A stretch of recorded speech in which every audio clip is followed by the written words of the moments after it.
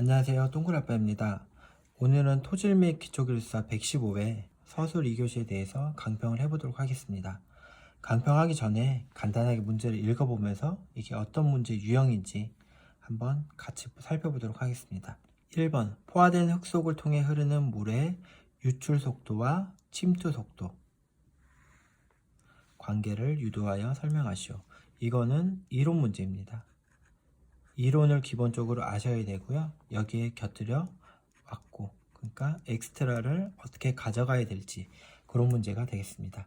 2번 간극 수압 계수의 종류와 삼축 압축 시험을 통한 산정 방법 그리고 결과 이용에 대해서 설명하시오 라는 문제가 나왔습니다. 간극 수압 계수의 종류를 아셔야 되고 이론, 그 다음에 산정 방법도 사실 이론 실험이고요. 그 다음 결과 이용도 뭐 그런 내용이라고 하니까 이거 2번 문제도 마찬가지로 이론에 관한 내용입니다. 3번 정규 안밀 점토 NC에서 시그마 제로가 50, 이 제로가 0.81, 시그마 제로 플러스 델타 시그마가 120, E가 0.7로 주어졌다.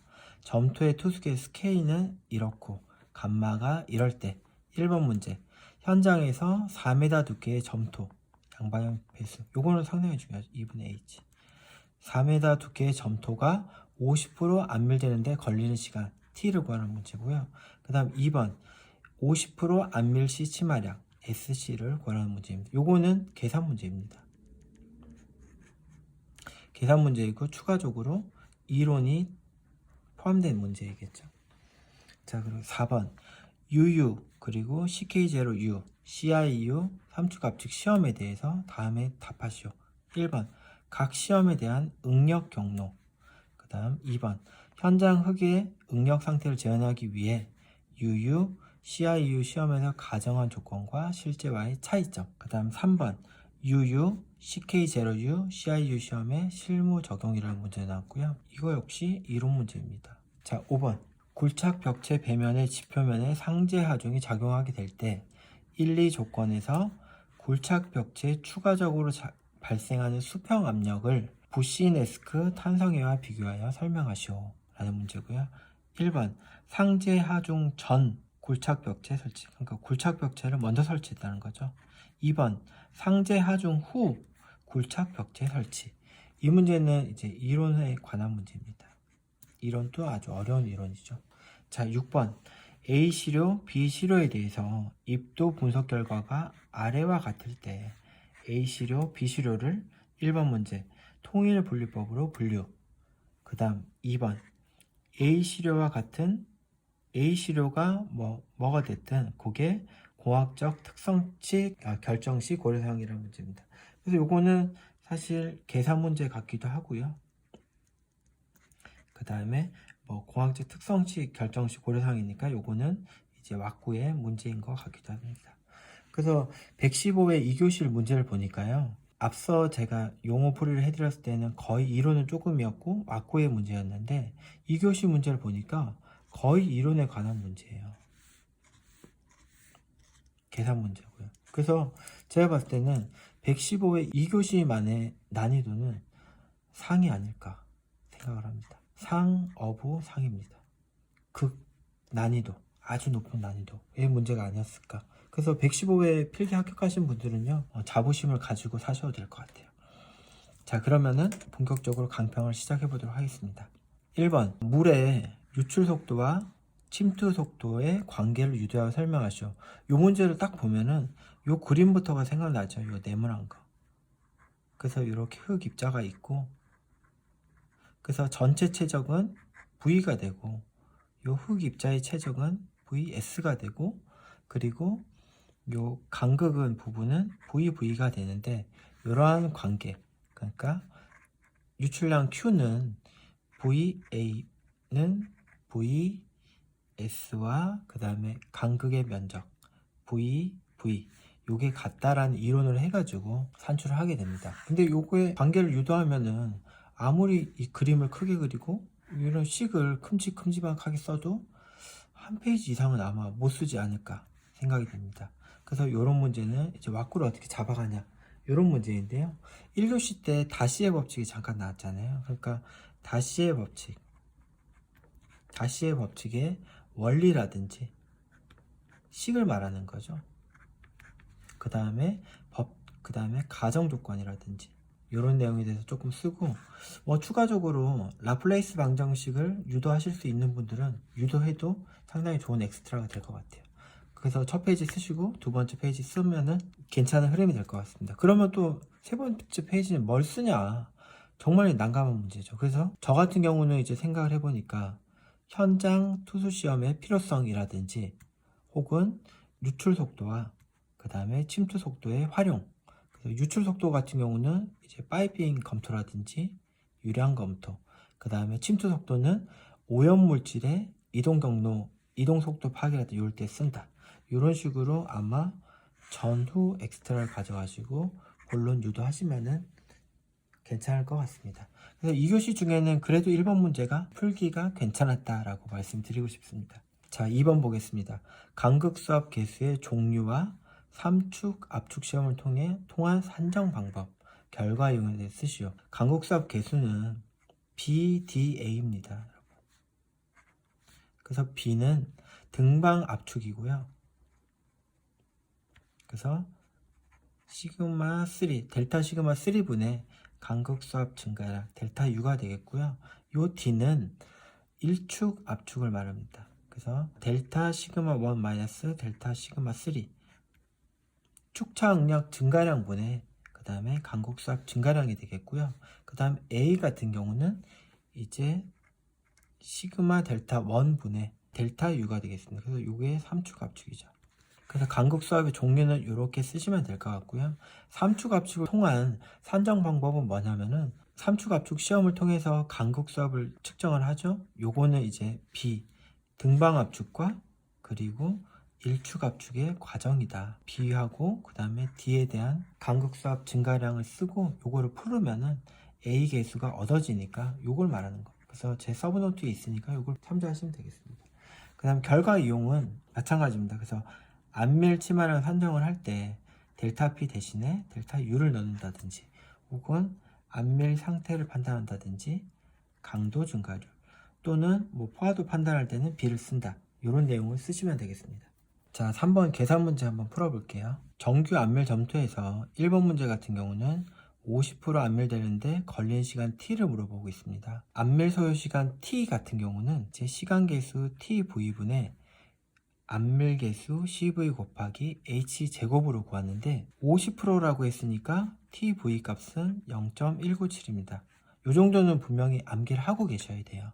그 다음에 이 앞에 양방향 배수가 이루어진다니까 H는 2분의 H 값을 쓴다 라는 거 정도는 기본적으로 알고 계셔야 됩니다. 이 문제를 풀 때 보니까 TV는 알고 있고 H도 알고 있어요. 그럼 CV 값을 구해야 되는데 CV 값은 CMR이 K니까 최저압축 개수 MV분의 감마 W분의 K 이렇게 구하는데 또 MV를 모르죠. 그러면은 최저압축 개수 MV는 1 플러스 2분의 AV가 됩니다. 근데 또 AV 값을 모르죠. 그러면 AV 값은 델타 P분의 델타 E인데 델타 P가 120 빼기 50이니까 50분의 그 다음에 간극비 요거에서 요걸 빼야죠. 0.81 빼기 0.7 그래서 AV 값을 구해서 넣어서 MV 값을 구하고 MV 값을 구해서 CV 값을 구하면은 T는 당연히 나오게 되어 있습니다. 그래서 어렵지 않은 계산 문제이지만은 혹시나 시험장에서 계산 문제를 푸신다면은 요 정도 흐름을 딱 가지고 이거는 내가 풀 수 있겠다 싶을 때만 푸시기를 저는 추천드리고 싶습니다. 자, 2번 50% 안밀 C 침마력 요거는 SC는 최저압축 계수 MV 곱하기 델타 P H이죠. 그래서 MV는 여기서 구한 MV이고요. P는 요거고 델타 P는 H는 양방향 배수라서 2분의 H 요거는 이제 시간 구할 때고요. 그 다음에 높인 H는 4m를 꼭 넣어야 된다. 요거 주의하시면은 큰 문제가 없는 그런 내용인 것 같습니다. 자, 4번 문제 보겠습니다. 요거는 조금 공부를 좀 많이 되신 분들이 풀 수 있는 문제인데요. 유효시험은 비안밀 비배수 시험이고요. CK0는 집안 내 한 지점의 하중이 시그마 V가 내려오면은 수평 하중은 K0에 시그마 V가 작용한다. 요 상태를 우리는 CK0U 상태라고 그러고요. CIU는 뭐냐면은 요 I가 아이소트로픽이라는 영어입니다. 이게 등방이라는 얘기죠. 얘는 이제 연직 방향 응력하고 수평 방향 응력하고 똑같은 경우를 얘기합니다. 그래서 이런 걸 알고 다음 문제를 한번 풀어보겠습니다. 각 시험에 대한 응력 경로를 PQ 다이어그램에 표시라고 했는데요. 자, 한번 그려보겠습니다. 유유시험 같은 경우는 처음에 등방압축을 했다가 등방압축이 이제 연직응력하고 그 다음에 수평력이 똑같기 때문에 P값과 Q값이 아니고 시그마1과 시그마3의 값이 같기 때문에 P축에서 이동하게 되고요. 그리고 축착력을 증가시켰을 때는 이렇게 파괴 포락선에 접하게 됩니다. 그죠? 그 다음에 CK0U는 어떤 상태냐면은 PQ 다이어그램에서 K0 라인을 쭉 따라오다가 안미를 할 때 따라오다가 그 다음에 축착력을 증가시키면은 이렇게 올라가서 파괴가 되는 형상이 되겠습니다. 그 다음에 CIU는 제가 말했지만은 등방이라고 그랬잖아요. 그래서 시그마 1과 시그마 3 값이 같기 때문에 P 값을 따라가게 됩니다. 그러다가 하중이 축착력이 증가되면은 KF 라인으로 이렇게 가서 파괴가 되겠죠. 그래서 이 P는 2분의 시그마 1 플러스 시그마 3고요. 얘는 시그마 마이너스 시그마 3잖아요. 요게 같다라는 얘기죠. 요 CIU 시험에서는. 그래서 요런 그래프에 대해서 개념을 잡으면 좋지만은 10번, 20번, 30번을 봐도 모르겠다. 응력 경로를. 그러면은 주변에 도움을 구하시고요. 그래도 모르겠다 그러면은 버리고 가셔도 됩니다. 기술사 시험 볼 때는. 자, 2번 문제 볼게요.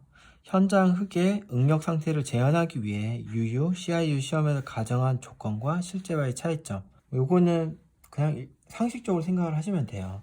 그 UU 시험 같은 경우는 비안밀, 비배수인데 사실 실제는 비안밀도 아니고 비배수도 아니죠. 사실은. 그죠? 그리고 요 UU 값에 의해서 나오는 값들은 이제 시험을 할 때 시료 교란이라든지 그 다음에 포화라든지 아니면 요 유시험 할 때 전단 속도라든지 이런 것에 대해서 가정 조건하고 실제하고는 맞지 않다. 이런 내용을 쓰시면 됩니다. 그다음 CIU는 제가 말했지만 등방이라고 말씀드렸잖아요. 이거는 사실 이거부터가 실제랑 맞지 않는 상태죠. 그래서 이런 내용을 같이 곁들여서 이 두 가지에 대해 쓰시면 됩니다.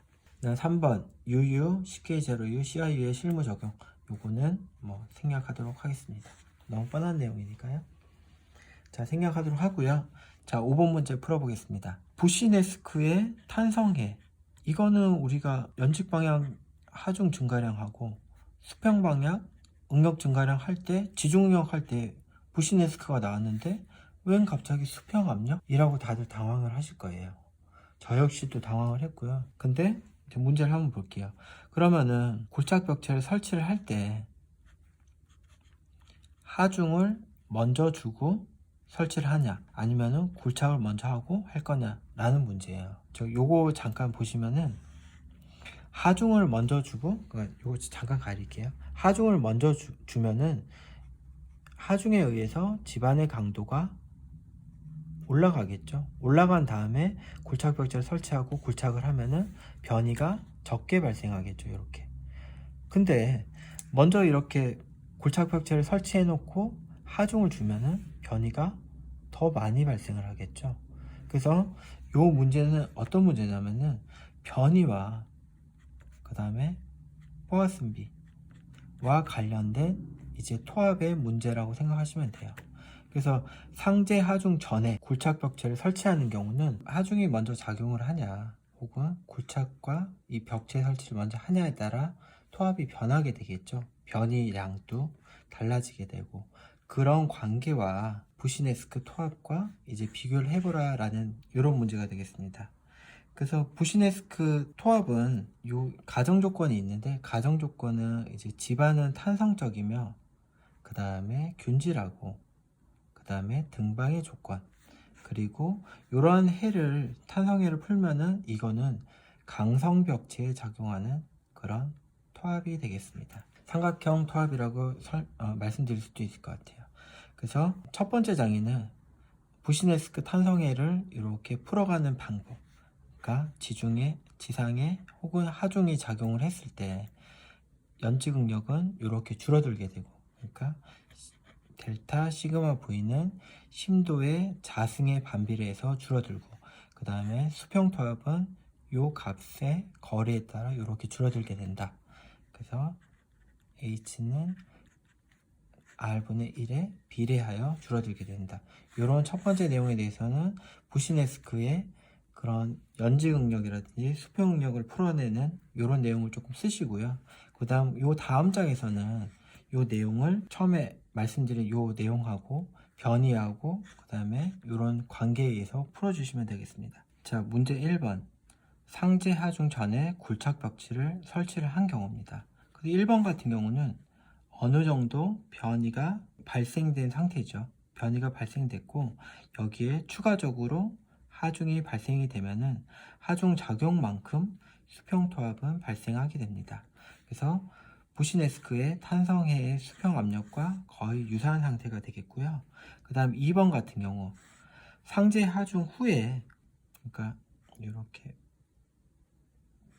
상제 하중을 먼저 막 준 다음에, 그리고 상제 하중을 줄 때는 변이가 구속되어 있는 상태죠.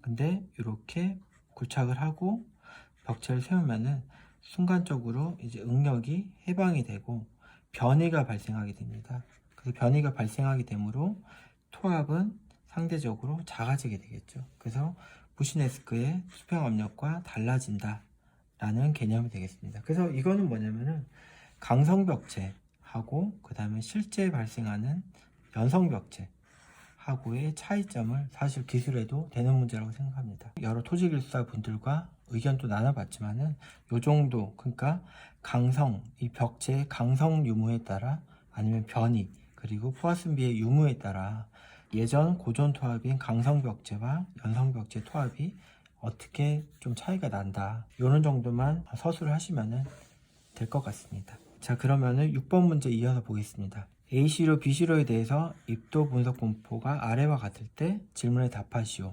그래서 A시료하고 B시료를 통일 분리법으로 분류하라 라는 문제가 되겠습니다. 그래서 이런 문제는 이제 학부 시절에 배운 책을 봐도 하나는 조립토고 하나는 세립토입니다. 그래서 조립토와 세립토의 분류 기준을 다 아셔야 이 문제를 풀 수 있는 거죠. 그리고 이번 문제 A시료 같은 경우는 A시료가 조립토가 됐든 세립토가 됐든 그 공학적 특성을 서로 비교해 가면서 풀 수 있는 그런 문제가 되겠습니다. 1번 문제 A시료에 대해서 한 번만 해보겠습니다.